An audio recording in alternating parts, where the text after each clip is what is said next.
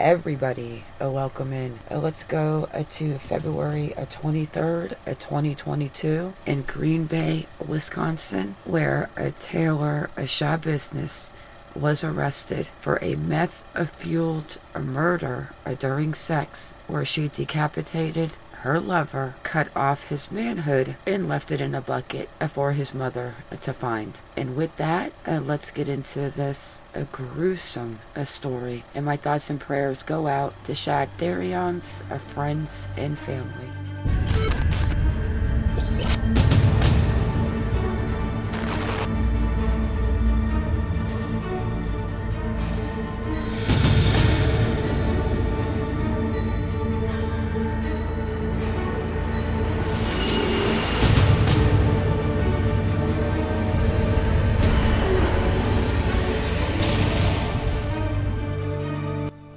Let's back up to February 21st, 2022. This was the last time that Shad Thyrion's mother saw him alive. She picked her son up at 9:30 p.m. That Monday, February 21st, 2022, but her boyfriend said that he saw Shad and Taylor Schabusiness going into the basement on Monday night or early Tuesday morning. They stated that they heard a Taylor talking on Tuesday and they saw the minivan parked out front, but at that time they did not know that the minivan belonged to a Taylor. What went wrong? And how did a Taylor know a Shad? Were they boyfriend and girlfriend? Were they just lovers? Did they only get high together? It's almost the definition of House of Horrors. Around 2:30 or 3 a.m. on February 23rd, 2022, after hearing a storm door being slammed, then hearing a vehicle and assumed it was a Taylor's van, Shad's mother said she then saw a light in her basement was still on and went to see if her son was there because she thought a Taylor had left. Shad's mother said she didn't see anyone in the basement and started to walk back upstairs when she noticed a bucket next to the bottom of the stairs. She removed a blanket that was over the bucket and she discovered the head of her son and her son's manhood. I could not even imagine. I probably think I would have just fell over. Shad's mother, Tara, then calls 911. The Green Bay Police Department arrives at the house on Stony Brook Lane at about 3:25 a.m. Shad's mother tells the police that the last person that she remembers her son with down in the basement was Taylor Schabusiness. The responding officer goes into the basement and finds a plastic bucket on the floor covered with a towel. He lifted the towel and saw a human head inside of the bucket and also saw a dried blood on a nearby mattress. That's when investigators obtained a search warrant for the Stony Brook Lane home. They found the head had been severed from the neck and was in a bucket near the stairs down to the basement. The medical examiner, who was also on a scene, said there was visual evidence of strangulation. Also located in the same bucket was a male organ, a body fluid, and 2 knives. Other body parts were found in the basement in other bags, including plastic shopping bags, along with 3 knives, including a bread knife that was consistent with the kitchen knives that were in Tara's kitchen. You just cannot make this up. I mean, and I'm gonna say it again, how does somebody like this pass 3 competent hearings? Because when you see what Taylor Schabusiness did to her lawyer in court on Valentine's Day of 2023, you will see exactly what I mean.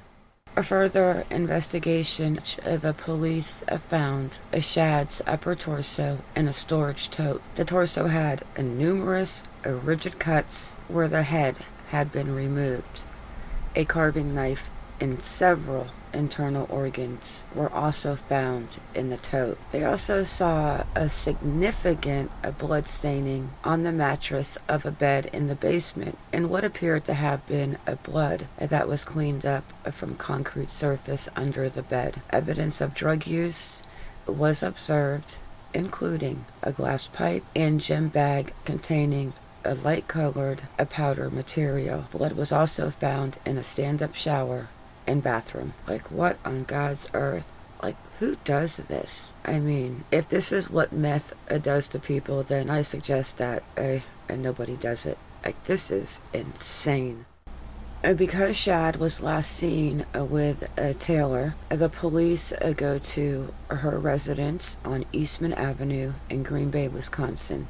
The police noted that they were investigating Taylor's van, and as she came out of her apartment, she stopped when she saw the officers. They noticed that Taylor had dry blood on the front of her hooded sweatshirt and her sweatpants, and her hands appeared to be smeared with blood as well. When the officer asked Taylor if she knew why they were there, she said, "Because of my warrant for my arrest." The police then searched Taylor's minivan and found a crock pot box in the rear passenger seat that was on top of a laundry basket, and found additional human body parts, including legs. Taylor was then taken back to a police station to be interviewed by detectives. They observed she had a cut on her left thumb and scratches on her arms and hand. In the irony, Taylor Schabusiness was actually on the local police's radar for a few days before the grisly events took place. She had been placed on probation 7 weeks earlier and had taken her monitoring bracelet off. While this would typically result in a visit from the cops, she was only arrested after the gruesome crime. Make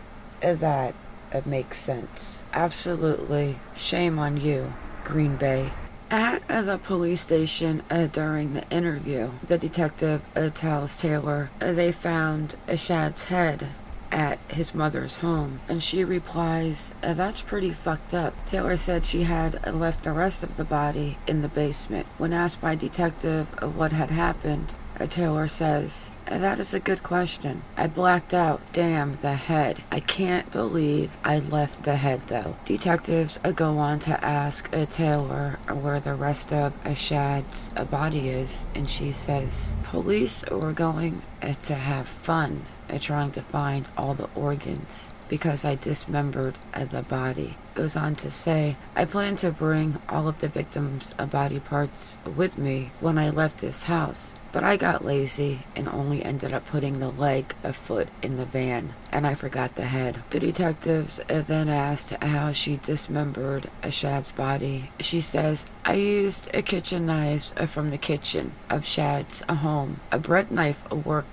best because of the serrated blade. I then became paranoid and lazy and said I think the dope was making me paranoid." Unbelievable. But then when you watch her at the 2 hearings back on her competency, a mental state, and then when you see her February 14th, which I'm going to show you at the end of this video, she is a complete, she looks crazy. I'm still not understanding how she is even competent to stand trial. Picked up Shad in her van, and they went back to Taylor's apartment on Eastman Avenue. They smoked a marijuana and meth. At that point, Taylor says her friend left, and her and Shad shot up with trazodone, and then they drove to his mother's house and went down in the basement. Her and Shad were smoking the bitch, which was later clarified, believed to be Taylor was referring to meth.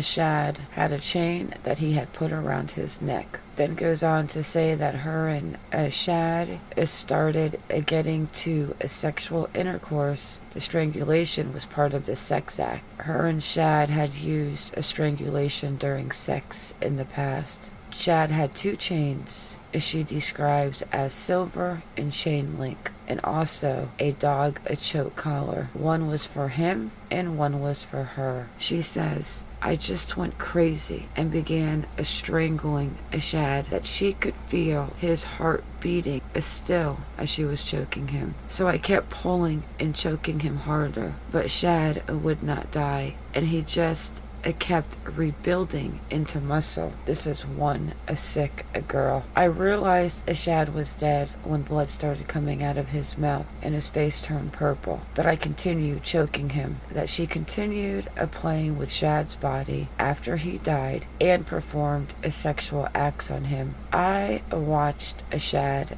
die as what was described by detectives as a lower tone of voice saying, yeah, I liked it. And the reason why I kept choking him was I was already this far, and it took about 3 to 5 minutes for Shad to die. And I wanted to see what would happen. I enjoyed choking him, made other comments to the detectives asking, have you ever loved something so much that you kill it? Well, I wouldn't consider Shad an it. He was a human being until you did that heinous act. Or should I say, acts. And not that that's not enough, as she goes on to say, I played with Shad's body for like 2 or 3 hours. I spent all day Tuesday in the basement with Shad's body and began dismembering him Tuesday night into Wednesday morning. So Shad's mother actually heard a Taylor probably talking to who knows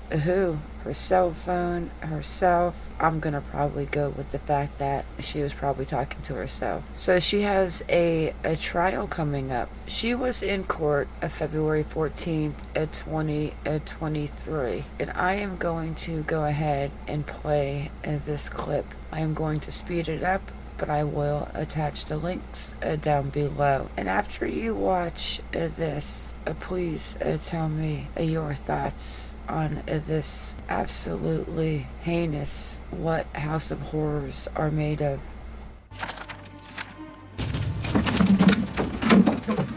Stop. Stop it. Rachel, call.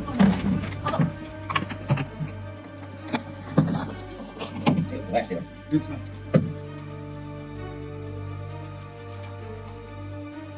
She's got your cord. I'm okay. Go to the courtroom.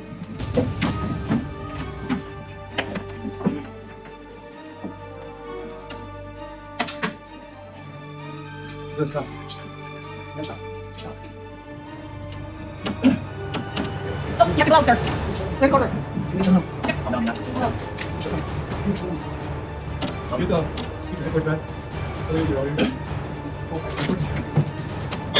Hold it back, guys.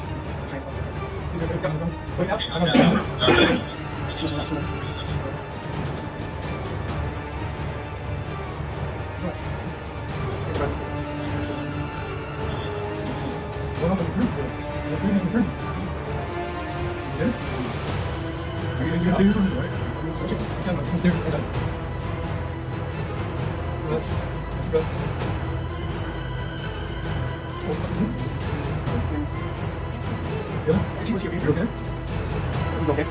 Use the door. A little bit. Come on. What is it?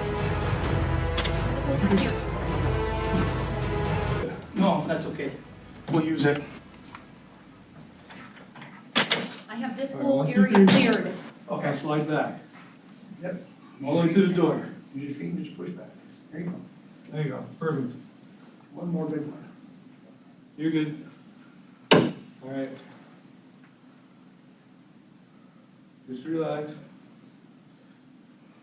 Are you hurt? No, You hurt anywhere? Your wrist? no, I see you got some bruising. no, Any tingling in your fingers or feet or neck? no. Good. Why don't we? Your vision okay? Yes. Okay. All right. Over. Down into the, Where do you want her to You do? go to the second floor, holding. it's first covered or we might as well close it? Well, we're gonna prelim. Okay, cause they're bringing 7 in. All right. Yeah. Yeah, let's just go to second Sorry. floor and then we'll stand by there. Taylor, can you walk? Oh, yeah. Okay, can you get your shoes on?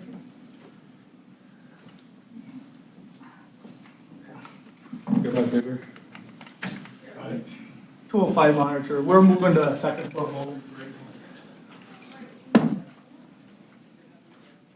You doing all right?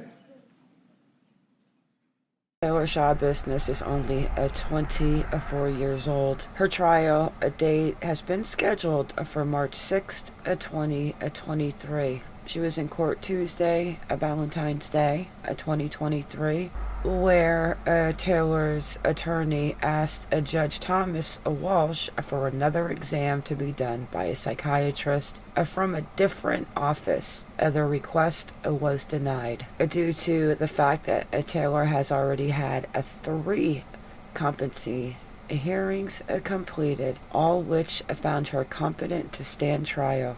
I'm really not sure how that worked, but okay. Judge Walsh did note that the defense could have another exam completed as part of its strategy, but he was not going to hold up scheduling a trial date. She has been charged with a first-degree intentional homicide, mutilating a corpse, and third-degree sexual assault. I am definitely going to watch this trial. I may even stream it if anybody is interested in watching it, but I am going to be dropping other videos regarding this story.